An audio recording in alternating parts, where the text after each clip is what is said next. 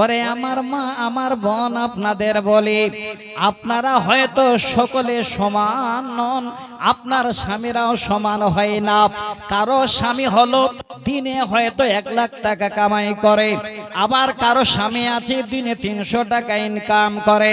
হে মা জননী, আপনাদের শোনাচ্ছি, একটু মন খুলে শুনবেন। আপনার স্বামী রাজমিস্ত্রির জোগাড়ে সারাদিন এবার জোগাড় দেওয়ার পরে 300 টাকা পেল, বাজার থেকে একটা 150 টাকার শাড়ি কিনে বাড়ি ফিরল, আপনাকে হাতে দিল আনন্দ করে।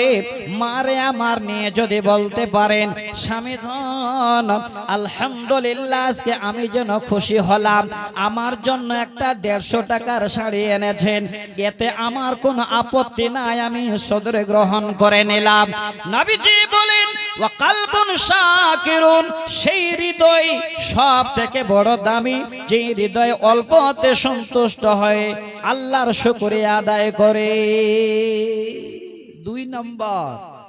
নাম্বার 3, সব থেকে দামি সম্পদ আমি আজকে আমার মায়েদের শোনাচ্ছি। মা 3 নম্বরে নবী বলছেন ওয়া যাওজাতুম মুমিনাতুন তুইনু আলা ঈমানিহি। মায়েরে আমার, আপনাদের বলি, সমস্ত মায়েরা দুনিয়াতে ফিতনা ছড়ায় না, সমস্ত মায়েরা দুনিয়াতে খারাপ না। আমার মায়েদের তুলনা কত বড়, নবীজি বলেন ওয়া যাওজাতুম মুমিনাতুন তুইনু আলা ঈমানিহি। সেই মুমিনা বিবি এত মূল্যবান সম্পদ, যে বিবিরা তাদের স্বামীর ঈমান আনায় সহযোগিতা করে, তারা স্বামীর কাছে ঈমানের সহযোগিতা করে। এই মুমিনা বিবিরা হলো দুনিয়ার সব থেকে দামি সম্পদ। ওই মায়েরা বোনেরা তারা ফিতনার ভিতরে যায় না। তাহলে 2টা ভাগ, কেউ রাস্তায় ঘুরছে, কেউ আজান হচ্ছে তো আল্লাহর কাছে সিজদা করে আল্লাহর কাছে চাইছে, কেউ রাস্তায় ফ্রি ঘুরে বেড়াচ্ছে, কেউ আল্লাহর জমিনে এত বড় জমিন পাওয়ার পরেও স্বামীর ঘরে বসে বসে স্বামীর খিদমত করছে, বাচ্চাদের লালন পালন করছে। আমার মা, হে বোন, আজকে যেই জায়গাটাতে বসে আছেন, আমি শুনলাম এখানে 1 বিঘা মাটির উপরে আপনাদের একটা ঐতিহ্যবাহী মসজিদ তৈরি হবে ইনশাআল্লাহ। এই জায়গা কেনার জন্য আজকে আপনারা এখানে বসে আছেন। আমি একটা হাদিস শোনাচ্ছি বুখারীর, যেই মায়েরা এখানে আছেন এই মায়েদেরকে আগে বলবো, মা জননী, যদি আপনারা আল্লাহ ওয়ালি হন, যদি নেককার হন, এত দামি সম্পদ আপনারা হন, স্বয়ং আল্লাহর ফেরেশতা আপনাদের সালাম জানাবে, স্বয়ং আল্লাহ পাক আপনাদের সালাম জানাবে। এত রাজি হন আল্লাহ আপনাদের উপরে, যদি আপনারা আল্লাহ ওয়ালি মুমিনা হন। উদাহরণটা দিচ্ছি, আল্লাহ রাসূল গারে হেরায় ধ্যানে মগ্ন, আমার ওস্তাদ মারা গেছেন মাওলানা আব্দুর রশিদ কাশিমি সাহেব, আল্লাহ জান্নাতবাসী করুক। উনি এই কবিতাটা লিখেছিলেন, আর তার সুর দিতাম আমি। ধ্যানেরত ছিলেন নবী গারে হেরাতে, ফুরকানে হামিদ নাজেল হলো জিবরিল দ্বারাতে। যাই হোক, আমি আর সময় নষ্ট করতে চাই না, হাদিসটা শোনাতে যাচ্ছি। আল্লাহ রাসূল গারে হেরায় আল্লাহকে পাওয়ার জন্য যেন ধ্যানে মগ্ন। একদিন তিনার জীবন সঙ্গিনী হযরতে খাদিজাতুল কুবরা রাদিয়াল্লাহু তাআলা আনহা, তিনি আবার বাড়ি থেকে বেরিয়ে একটা পাত্রে খাবার নিয়ে, কিছু পান করার বস্তু নিয়ে এইভাবে করে হাঁটতে হাঁটতে চলে আসছেন আল্লাহ রাসূলের কাছে। আমার মা, মুমিনা নারীর উদাহরণ দিচ্ছি, যেই মায়েরা বোনেরা আল্লাহকে বিশ্বাস করে, নবীর হাদিসের উপরে বিশ্বাস রেখে এই দুনিয়া করে ঈমানের হালাতে, সেই মায়েদের সুসংবাদ শোনাচ্ছে। এবার হাঁটতে হাঁটতে আসছেন, আল্লাহর ফেরেশতা জিবরাইল এসে আল্লাহ রাসূলের পিছনে দাঁড়িয়ে গেলেন, আওয়াজ দিচ্ছেন, কি বলে?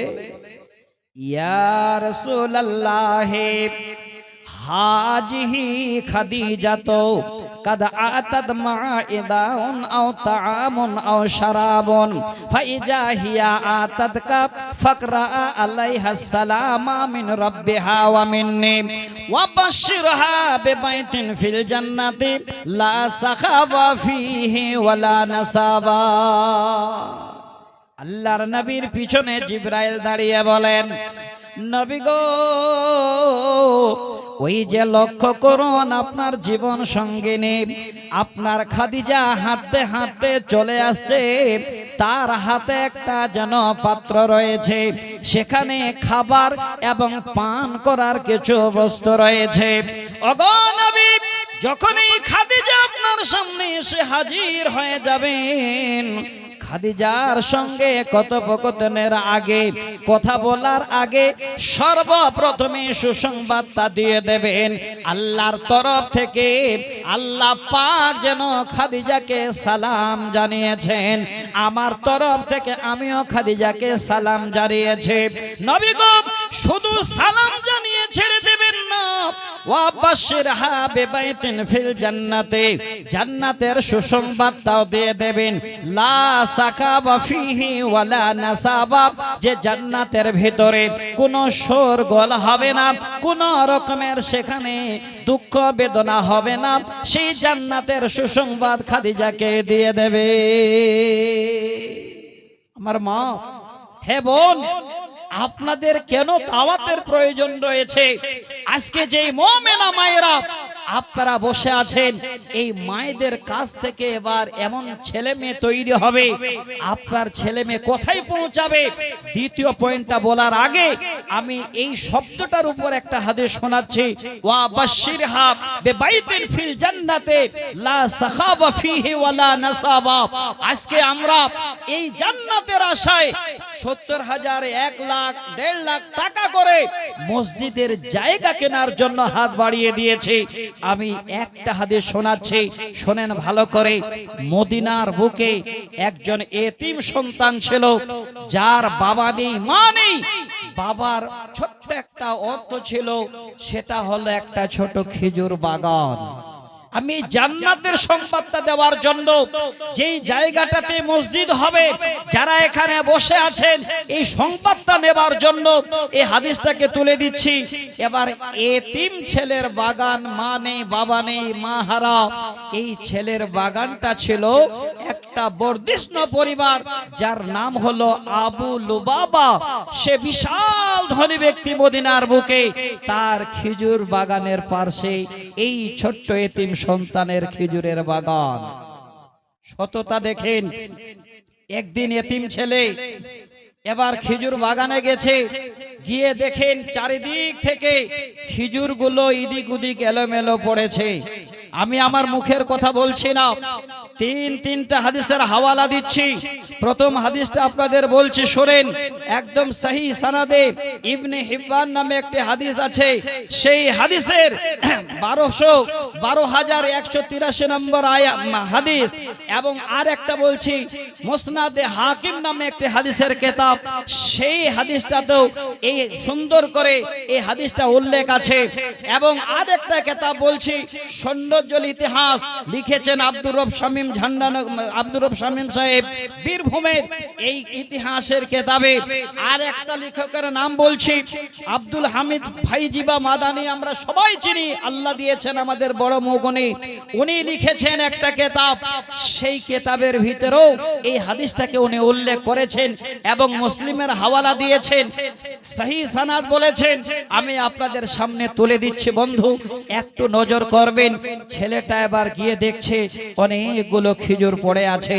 সে ভাবছে, যদি আমি খেজুরগুলো ঠিক বরাতে ভরিয়ে নিয়ে আসি, অন্যায় হয়ে যাবে। সমস্ত খেজুর আমার বাগানের নয়, 2টা বাগান পাশাপাশিতে। এবার ওইভাবে রেখে দিয়ে চলে গেছে আবু লুবাবার বাড়ির দরজায়। কি জন্য? দেখেন জান্নাত পাবার আশা কত বড়।